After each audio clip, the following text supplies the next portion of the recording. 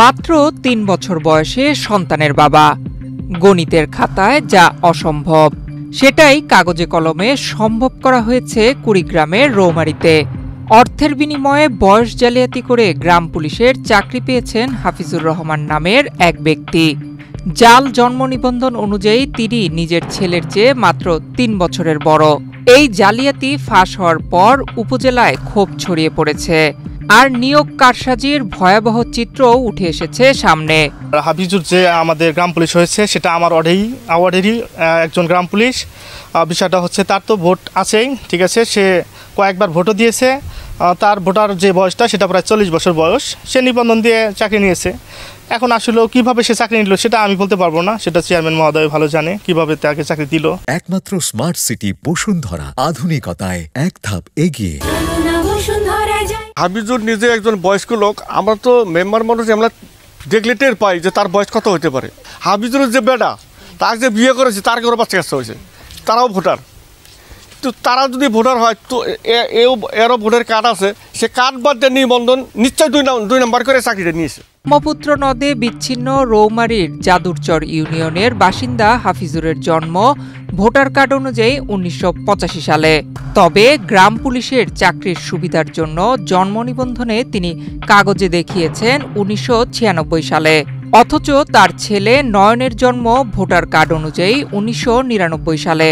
ফলে কাগজে বাবা ছেলের বয়সের পার্থক্য মাত্র 3 বছর, যা স্পষ্টভাবে বয়স জালিয়াতির প্রমাণ দেয়।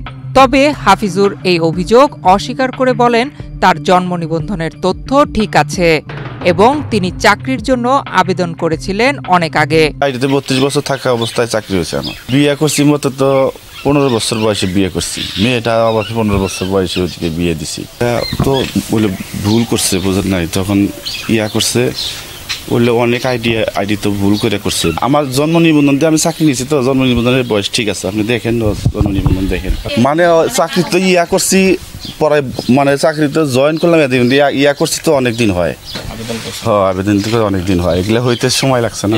গত আগস্টে রৌমারী উপজেলার 5টি ইউনিয়নে গ্রাম পুলিশ নিয়োগে জনপ্রতি 3 থেকে 4 লাখ টাকা করে নিয়েছেন একটি প্রভাবশালী সিন্ডিকেট। 19টি পদের বিপরীতে হাতিয়েছেন প্রায় কোটি টাকা।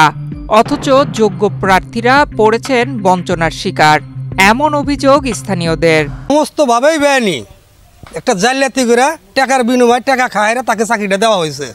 হ্যাঁ, আমরা এলাকাবাসী এটার সঠিক একটা উপযুক্ত বিচার চাই, তদন্ত করে সঠিক একটা বিচার চাই আমরা।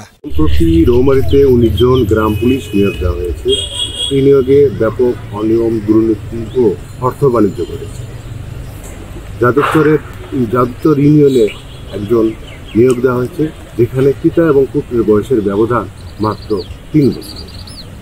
নিয়োগদাতার উচিত ছিল স্বচ্ছতার ভিত্তিতে নিয়োগ দেওয়া। এই নিয়োগ কারসাজির কেন্দ্রবিন্দু হিসেবে উঠে এসেছে যাদুরচর ইউনিয়নের চেয়ারম্যান সর্বেশ আলীর নাম। বয়স জালিয়াতির বিষয়টি সম্পর্কে ক্যামেরায় কথা বলতে প্রথমে অনীহা দেখালেও পরে জন্ম সনদ ও স্কুলের কাগজ ব্যবহার করে হাফিজুরকে চাকরি দেওয়ার বিষয়টি স্বীকার করেন তিনি। তবে তিনি দাবি করেন এতে আর্থিক লেনদেন হয়নি।